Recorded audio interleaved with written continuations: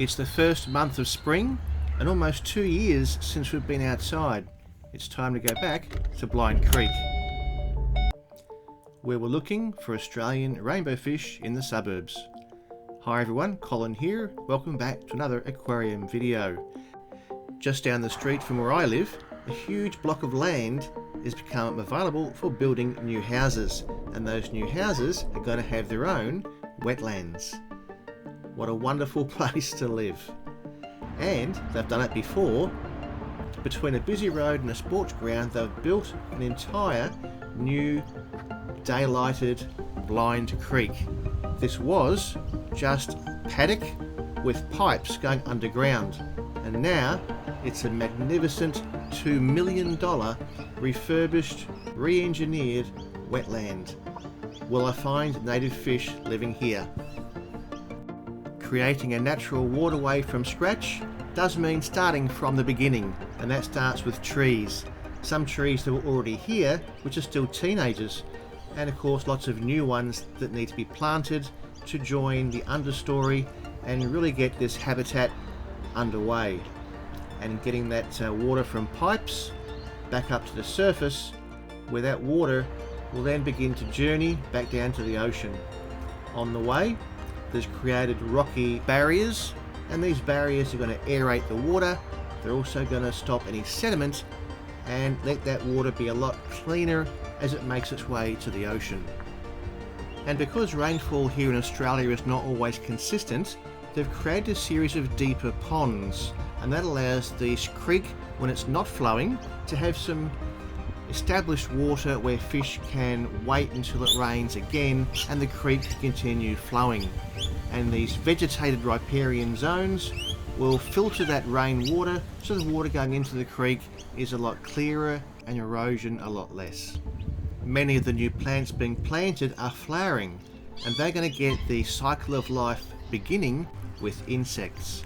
And from that, as the start of a food web, is going to create an entire ecosystem where the plants and the insects will then attract other animals such as birds.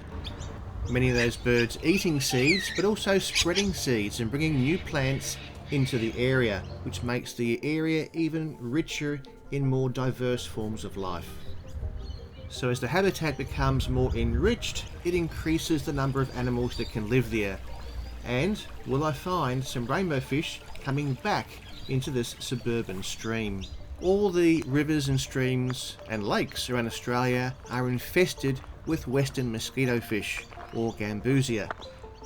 On my first visit to Blind Creek after this amazing renovations and restoration, I saw thousands upon thousands of gambusia living in this water. But I thought I saw something else. And today, I can't find any fish at all. It is the first month of spring, so the water temperature is a bit cooler and hasn't really started to get warm. So I'm checking through these different ponds along the shoreline, and I'm looking inside to see any signs of any type of fish, given that there were thousands of gambusia living here before.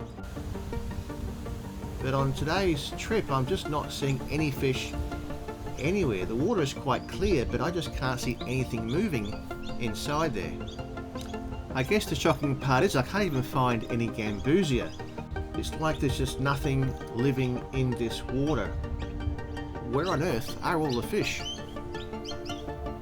So far I've spent over 20 minutes walking along this creek, and I haven't seen anything moving in the water at all. And I'm starting to worry that maybe there's been a chemical poisoning that may have killed whatever lives inside this creek. I can just see nothing at all. Although I am seeing several families of ducks, so the water birds are certainly doing fine. But where are the fish? I can hear what I think is a frog, so that's actually a good thing. It means the water can't be totally poisoned. But this habitat really looks fantastic. It looks like perfect habitat for everything. Crustaceans, amphibians, reptiles, fish. What on earth could have happened? I just don't know where the fish might be.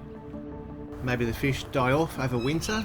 They may have moved upstream or downstream, but there's very, very little that I can see here right now. So I'll keep walking, I'll keep looking, and keep looking in these ponds. And now I found my very first fish. I can see a single fish, and if you look very closely you can see it too.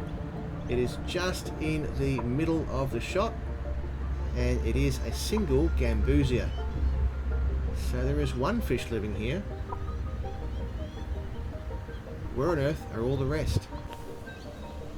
So far I'm halfway along this area of regrowing vegetation, regrowing wetlands, and I'm still looking and I'm still searching, and we'll see what other fish I can find. And hopefully, as we keep on going, we'll find some more. And yes, we have found some more. I've now found about a dozen small fish, and these are still more gambusia, so they certainly haven't left this part of the creek, but there's a lot more other aquatic creatures that can come to make this their home. And as this area of wetland repairs and restores, it will rewild, and we will get more wildlife living and returning to these waters. In only a few weeks from now it will be very, very warm, and this water will get warm as well, so maybe we'll find some rainbow fish then. Until then, why not watch another video like one of these?